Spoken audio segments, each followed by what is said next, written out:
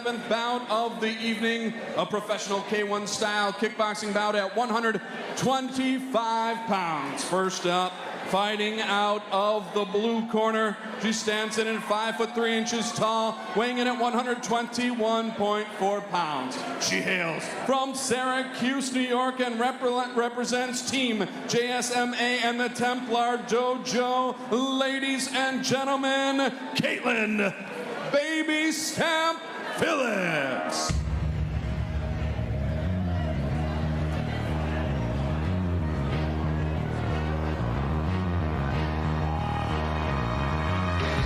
Something you don't, that's me coming for you. You want war, we got war, we just wanna warn you. I know something you don't, that's me coming for you. You want war, we got war, we just wanna warn you. War for war, bodies that hit the ground. You ready for us, cause it's about to go down. Push them to the left, push them to the right, load the choppers up, hit them on sight, never turning back, I'd have been in hell and back. Me running out of guns, no, never heard of that. I ain't never ran from a gunfight, this is you and me, mano y mano, you damn right. Don't act like you don't know what I came for. Too late to turn back, this is the payback, yeah. You take one, I take one. You can't hide, you can't run. Too late to turn back. This is the payback. Yeah. Respiratory begging for relief. I don't let them breathe. Going hard. I'm my own boss. And it ain't believer. Feeling out of item. Appearing up out of thin air. Conquer everything that's in front of me. Not her opponent will be fighting out of the red corner. She stands in at 5 feet tall, weighing in at 125 ready pounds. She hails from Auburn, New York, and represents the Viking fight team. Ladies and gentlemen, Bernie Davis. I got this, yo.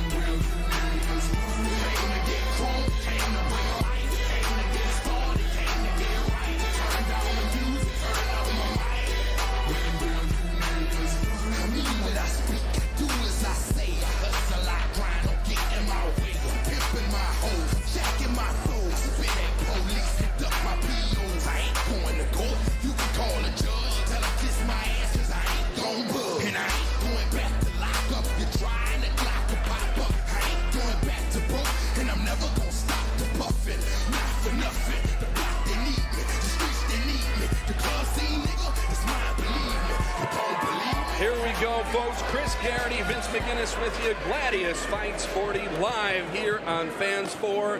Your fighters, your cage, your terms, and it's my favorite time of the night. Our first professional women's bout of the evening. K1 style kickboxing match, 125 pounds.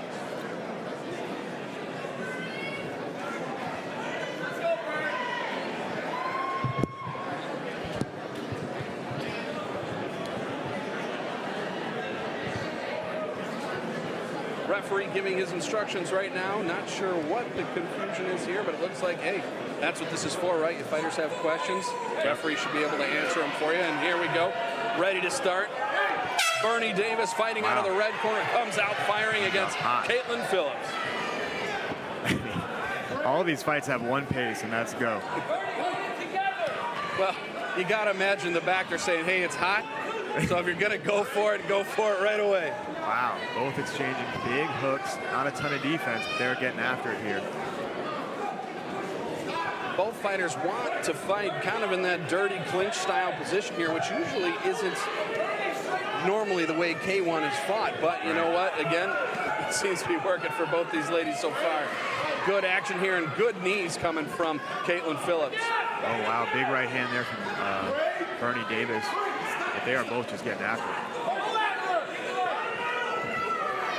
Wow, push him in a combination for Phillips. I like that. And a knee up the middle. And again, folks, we talked about a little bit earlier, in K1, you can clinch, but you can throw one shot from that clinch. You cannot hold to the head like in Muay Thai and land multiple shots. So that's why you see the referee in close when Caitlin likes to clinch like that. He makes sure she lands that one knee or that one shot and then backs off. Yeah, good knee to the body there again from Phillips. Oh, might have strayed low. And that seems to be a theme here tonight in Gladius 40 is accidental groin shots. Yeah, it can be tough in the clinch. Opponents bending over. Now, you fought for a while, Vince. Talk the audience through what those groin shots can be like as a fighter when you take them. Yeah, I mean, they're no fun. You don't have to be a fighter to have taken a groin shot, but it's specifically no fun when you're against someone who trains to throw strikes hard. So it can take a lot out of you. It can feel like it's almost like something going on with your stomach, and your wind can feel like it's taken away a little bit. So you want to make sure that you're taking your time. And obviously, I can't speak to how it feels as a female, but I'm sure she's going through something similar. Well, just as sensitive down there as we are, so I'm sure it doesn't feel great. And again, that's why every fighter is given that recovery time.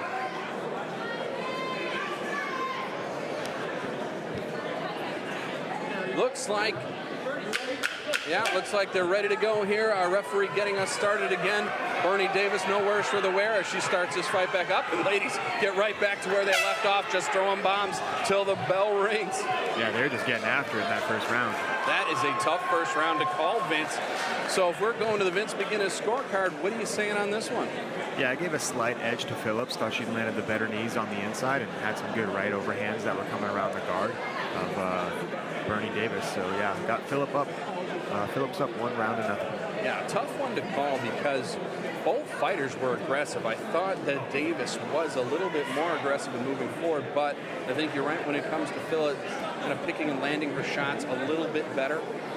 We'll see what the judges have to say because, you know, again, it's a really tough sport, especially with only, 3 minutes in each round or 2 minutes for the novice fighters. There's not much to go off of. So what you'll see for the folks at home that don't get to see these events live is some of these judges will even have tally sheets next to them. And if they see a fighter land a shot, they'll put a tally there. That way, if a fight is this close, they'll go to their tally sheet and say, well, hey, fighter in the red corner landed one more shot as opposed to fighter in the blue corner, and they might give them that round.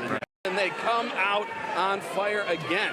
Both these ladies going after it right away, Vince. Yeah, big punches again landing from Phillips. I almost feel like Phillips is content to be a little more technical and stay on the outside, but Bernie Davis just having none of it. Keeps coming forward and is just walking with throwing shots.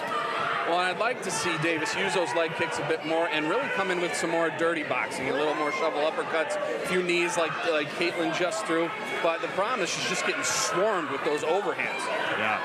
Phillips is landing big shots, knees up the middle, hooks around the guard.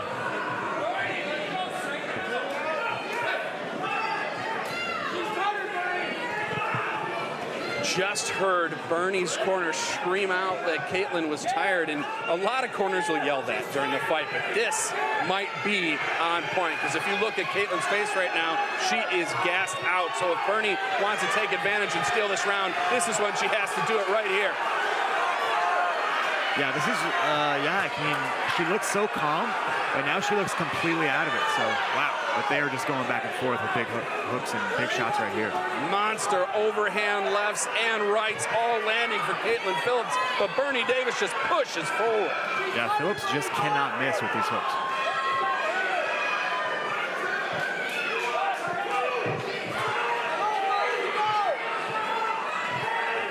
Feverish pace. Davis coming forward, big shots. Bernie Davis is pouring it on, Vince. Is this where she can take this round? Yeah, not sure what's going on with Phillips. It's so interesting. When she's landing, she's doing great. She's landing huge shots, but there are moments where she just looks completely out of the fight. And Davis is doing a great job with her continuous pressure. Oh, just seems to be hunting her down, and that was the 10-second knock in the second round.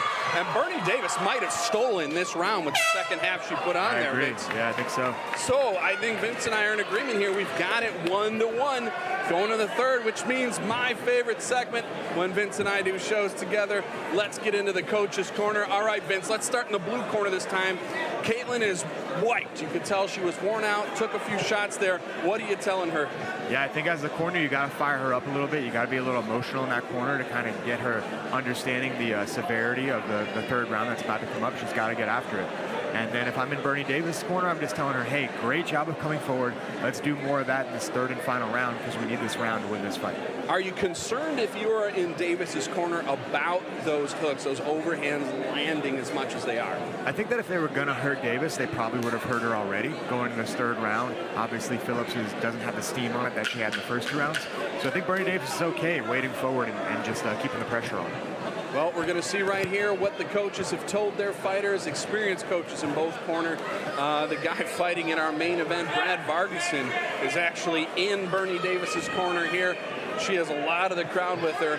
Round number 3 about to get started. 125-pound women's bout, and it starts off with a left from Phillips and a right from Davis. And look at that, pressure is back.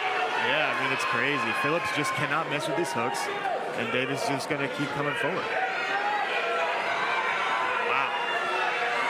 Huge knee up the middle from Phillips. Yeah, and that knee was devastating there as she pushes Davis back against the cage. Yeah, Phillips is coming out like a new woman in this third round. See, the Vince McGinnis school of kickboxing, right? And then I don't know, she lands such a great combination, and then she completely backs herself up against the opposite wall of the cage, basically, and lets Bernie Davis get all this momentum coming forward. It's such a strange dynamic.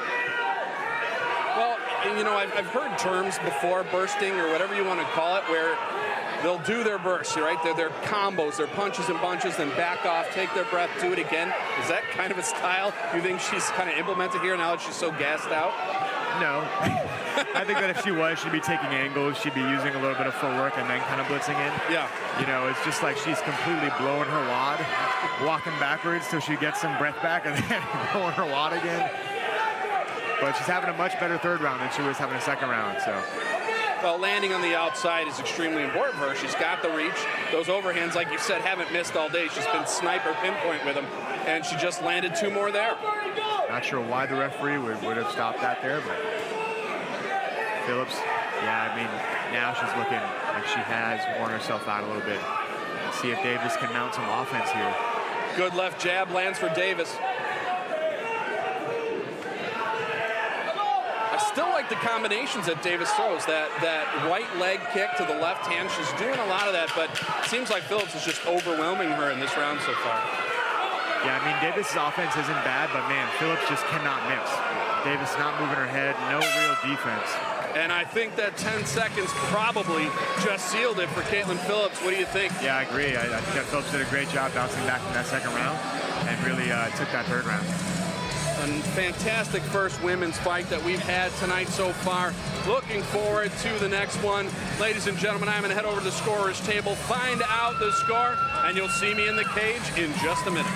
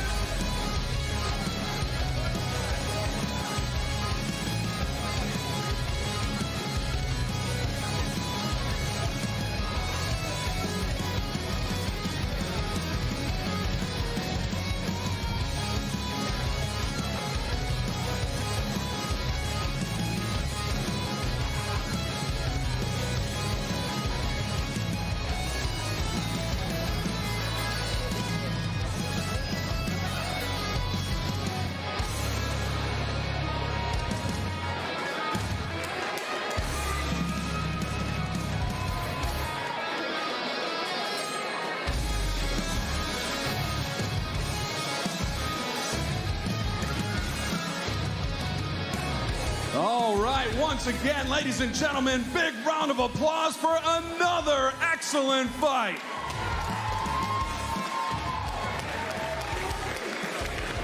After 3 rounds of 125-pound women's action, we go to the judges' scorecards. Both judges B and C score the bout 29-28, while Judge A has it 30-27. All in favor of your winner by unanimous decision, and fighting out of the blue corner, Caitlin Baby Stamp Phillips.